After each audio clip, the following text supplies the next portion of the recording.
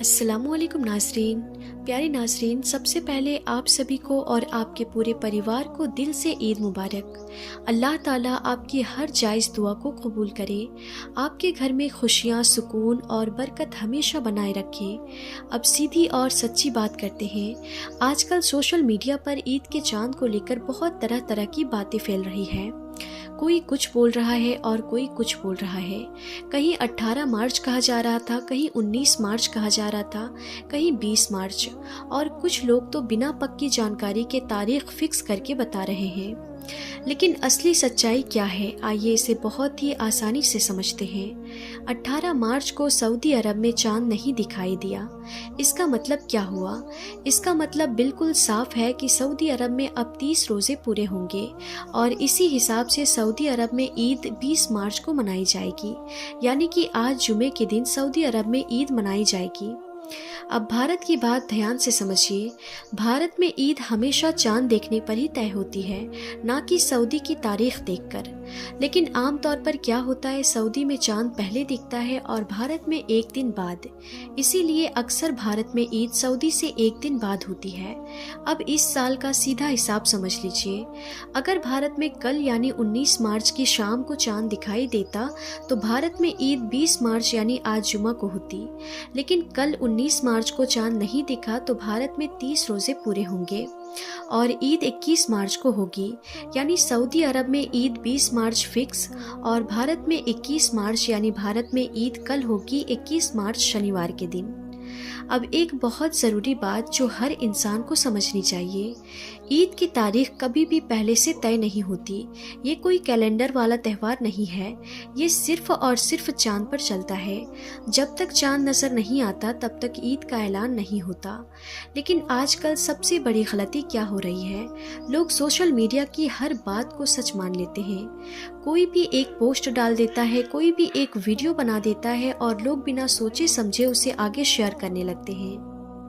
कुछ वीडियो तो ऐसे होते हैं जो AI से बने होते हैं, उनकी आवाज़ भी नकली होती है लेकिन सुनने में इतने असली लगते हैं कि लोग धोखा खा जाते हैं।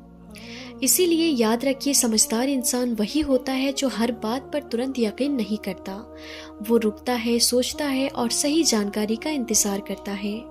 अब दिल की बात समझिए, ईद सिर्फ एक तारीख नहीं है, ईद सिर्फ नया कपड़ा पहनने का नाम नहीं है, ईद सिर्फ अच्छा खाना खाने का नाम नहीं है। ईद असल में क्या है? ईद एक खुशी है, एक इनाम है पूरे रमज़ान की मेहनत का। पूरे महीने हमने क्या किया? रोज़ा रखा, सब्र किया, अपने गुस्से को रोका, गलत चीज़ों से खुद को बचाया, इबादत की। लेकिन अब असली सवाल, अगर ईद के दिन ही हम फिर से वही पुरानी गलत आदतों पर लौट गए तो इस पूरे महीने की मेहनत का क्या फ़ायदा? इसीलिए ज़रूरी है जो अच्छी आदतें हमने रमज़ान में सीखी हैं उन्हें ईद के बाद भी जारी रखें, क्योंकि असली इम्तिहान रमज़ान के बाद शुरू होता है। अब एक और ज़रूरी बात, लोगों का व्यवहार। जैसे ही चांद दिखता है कुछ लोग क्या करते हैं, शोर शराबा, नाच गाना, पटाखे और फिजूल की चीज़ें। लेकिन असल में उस वक्त क्या करना चाहिए? अल्लाह का शुक्र अदा करना चाहिए, दुआ करनी चाहिए, सादगी अपनानी चाहिए। अब बात आती है खर्च की। ईद के नाम पर लोग ज़रूरत से ज़्यादा खर्च कर देते हैं, नए कपड़े, महंगे जूते, दिखावा। लेकिन उसी वक्त उनके पास कुछ लोग ऐसे होते हैं जिनके पास खाने तक के पैसे नहीं होते। याद रखिए, अगर आपके घर में खुशी है लेकिन आपके पड़ोस में कोई भूखा है तो आपकी ईद अधूरी है। असली ईद तब है जब आप दूसरों को भी खुश करें। आजकल छोटी छोटी बातों पर रिश्ते टूट जाते हैं, लोग दूर हो जाते हैं। लेकिन ईद क्या है? रिश्तों को जोड़ने का मौका। एक फ़ोन कर लीजिए, एक मैसेज भेज दीजिए या खुद जाकर मिल लीजिए। ये छोटी चीज़ें दिलों को जोड़ती है। बच्चे वही सीखते हैं जो वो देखते हैं। अगर वो देखेंगे कि घर में सिर्फ दिखावा है तो वही सीखेंगे। लेकिन अगर वो देखेंगे कि गरीबों की मदद हो रही है, रिश्तों की कदर हो रही है, तो वही उनकी आदत बन जाएगी। इसीलिए इस ईद सिर्फ अपने लिए मत सोचिए, अपने बच्चों के भविष्य के लिए भी सोचिए। अब सबसे गहरी बात समझिए, हर काम की असली कीमत उसकी नीयत पर होती है। अगर आपकी नीयत साफ है तो छोटा काम भी बड़ा बन जाता है, और अगर नीयत गलत है तो बड़ा काम भी खाली रह जाता है। इसीलिए इस बार अपने दिल को साफ कीजिए, अपनी सोच को सही कीजिए और फिर देखिए आपकी ईद अपने आप कैसे खूबसूरत बन जाएगी। یا اللہ ہمارے روزے، نماز اور عبادت کو تو قبول فرما، ہمارے دلوں کو صاف کر دے، ہمارے گھروں میں محبت اور برکت عطا فرما، جو پریشان ہیں ان کی پریشانی دور کر دے، جو بیمار ہیں انہیں شفا عطا فرما، جو تنگی میں ہیں انہیں آسانی عطا فرما، اور ہمیں ایسا بنا دے کہ ہم صرف اپنی نہیں بلکہ دوسروں کی خوشی کا بھی خیال رکھنے والے بن جائیں۔ یا اللہ اس عید کو ہمارے لیے رحمت، برکت اور خوشیوں کا ذریعہ بنا دے، آمین یا رب العالمین۔ ناظرین، اگر آپ کو یہ بات صحیح لگی ہو تو کمنٹ باکس میں آمین ضرور لکھیں اور اس ویڈیو کو زیادہ سے زیادہ لوگوں تک ضرور پہنچائیں۔ اب ناظرین، آپ کو حضرت عمر رضی اللہ تعالیٰ عنہ کے دور خلافت کی عید کا ایک ایسا واقعہ بتاتے ہیں کہ جس کو سن کر آپ کی آنکھوں میں آنسو آ جائیں گے، اس لیے آپ اس ویڈیو کو بغیر اسکپ کیے آخر تک ضرور دیکھیں۔ ناظرین، حضرت عمر کا دور ہے، عید کا چاند دکھ چکا ہے، صبح عید ہونے والی ہے۔ عید کا چاند دیکھ کر حضرت عمر کی بچیاں دوڑ کر اپنے باپ کے پاس آئیں اور کہنے لگی کہ ابو جان، صبح عید ہے، سب بچے عید پر نئے نئے کپڑے پہنیں گے، ہمارے پڑوسی کے بچے بھی نئے کپڑے پہنیں گے، اسی لیے ہمیں بھی عید پر نئے کپڑے لا کر دو۔ ناظرین، جیسا کہ ہم نے آپ کو پہلے ہی بتایا ہے کہ حضرت عمر کی تنخواہ ایک مزدور کے برابر تھی، جتنی تنخواہ ایک مزدور کو ملتی تھی اتنی ہی تنخواہ حضرت عمر کو ملتی تھی، اس لیے آپ کے پاس میں اتنے پیسے نہیں تھے کہ وہ اپنے ان بچوں کو عید پر نئے کپڑے خرید کر دے سکے۔ حالانکہ وہ وقت کے خلیفہ تھے، بادشاہ تھے، سارا خزانہ آپ کے پاس میں تھا، مگر اس خزانے میں لوگوں کے لیے تو بہت تھا مگر اپنے خود کے لیے کچھ بھی نہیں تھا۔ اسی لیے آپ نے اپنے بچوں کو یہ کہہ کر منع کر دیا کہ اے میرے بچوں، میرے پاس میں اتنے پیسے نہیں ہیں کہ میں آپ کو عید پر نئے کپڑے دلوا سکوں۔ اس کے بعد وہ بچے اپنی ماں کے پاس گئے اور ضد کرنے لگے کہ امی جان، عید پر سب بچے نئے نئے کپڑے پہنیں گے، ہمیں بھی عید پر نئے کپڑے لا کر دو۔ یہ سن کر ماں کی آنکھیں بھر آئی، پھر وہ اپنے شوہر حضرت عمر کے پاس گئیں اور کہنے لگیں کہ دیکھو، عید پر آپ کے پاس بھی نئے کپڑے نہیں ہیں پہننے کو اور ہمارے پاس بھی نہیں ہیں، ہم اور آپ تو عید پر پرانے کپڑے ہی پہن لیں گے، لیکن ہمارے یہاں معصوم اور ننھے بچے عید پر نئے کپڑے پہننے کی ضد کر رہے ہیں، کیونکہ ہمارے پڑوس میں رہنے والے سب بچے عید پر نئے نئے کپڑے پہنیں گے، اسی لیے مہربانی کر کے ہمارے ان بچوں کے لیے تو عید پر نئے کپڑے لا کر دے دو۔ تو یہ سن کر حضرت عمر رضی اللہ تعالیٰ عنہ کہنے لگے کہ اے میری پیاری بیوی، تمہیں معلوم ہے کہ مجھے بیت المال میں سے اتنی ہی تنخواہ ملتی ہے جتنی تنخواہ ایک مزدور کو ملتی ہے، اسی لیے مجھے بیت المال میں سے اتنے پیسے نہیں ملتے ہیں کہ میں اپنے ان بچوں کو عید پر نئے کپڑے دلوا سکوں۔ یہ سن کر آپ کی بیوی نے کہا کہ اے امیر المومنین، آپ ایسا کریں کہ آپ 1 مہینے کی تنخواہ کو ایڈوانس لے لیں اور ہمارے ان بچوں کو عید پر نئے کپڑے لا کر دے دیں۔ تو یہ سن کر حضرت عمر رضی اللہ تعالیٰ عنہ فرمانے لگے کہ میری بیوی، تم مشورہ تو اچھا دے رہی ہو، اب میں ایسا ہی کرتا ہوں۔ اس کے بعد حضرت عمر رضی اللہ تعالیٰ عنہ نے بیت المال کے کیشیئر کو ایک خط لکھا اور پھر اپنے ایک خادم کو اپنے پاس بلایا اور خادم سے کہا کہ تم بیت المال کے کیشیئر کے پاس جاؤ اور جا کر ان سے کہو کہ یہ خط امیر المومنین نے بھیجا ہے۔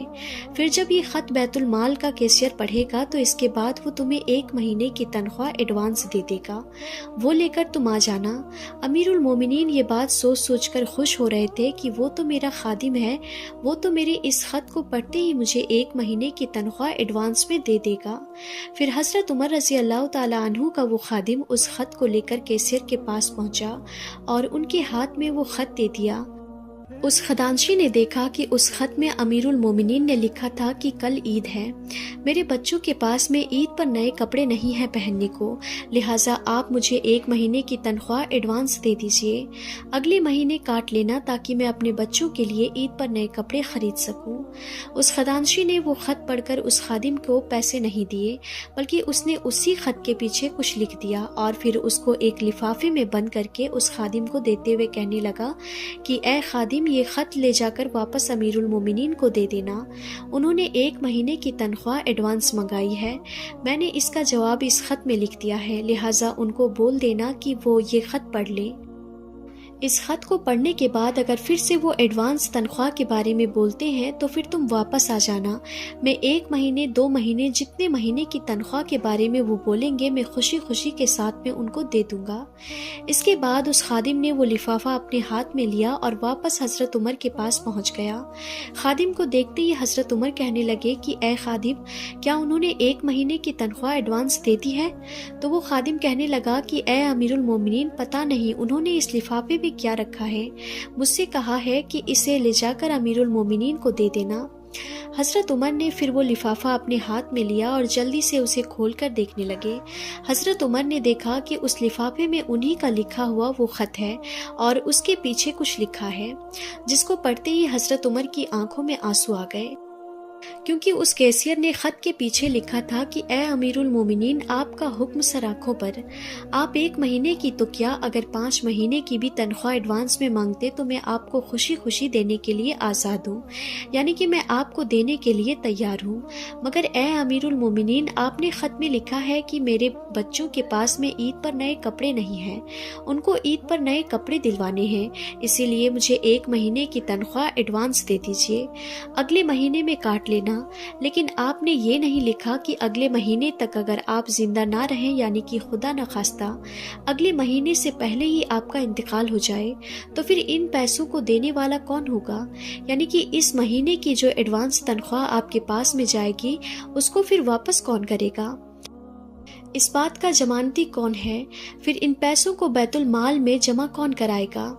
یہ بات پڑھتے ہی حضرت عمر رضی اللہ تعالی عنہ گھبرا گئے، آپ خدا کے خوف سے لرز اٹھے اور کہنے لگے کہ اے خادم، مجھے یہ پیسے نہیں چاہیے، اگر آج میرا یہ کیسیر اتنا سمجھدار نہ ہوتا تو آج عمر ہلاک ہو جاتا۔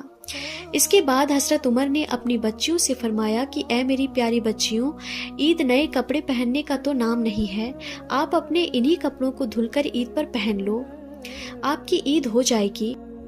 ناظرین، کاش یہ واقعات مودی نے پڑھے ہوتے، کاش یہ واقعات یوگی کو بھی پتا ہوتا تو ان کو بھی پتا چلتا کہ اسلامی حکمرانوں کی تاریخ کیسی گزری ہے، کیونکہ یہ تو 10-10 20-20 لاکھ کا سوٹ پہن کر امریکہ کے پرائم منسٹر کا سواگت کرنے والے ہیں، انہیں کیا پتا کہ حکومتیں کیسے چلتی ہے۔ حکومت چلانا اگر سیکھنا ہے تو سیکھو حضرت عمر سے، جنہوں نے کہا تھا کہ اگر میرے دور خلافت میں دریا کے کنارے اگر ایک کتا بھی بھوکا مر جائے تو اس کا بھی حساب کل عمر کو دینا پڑے گا۔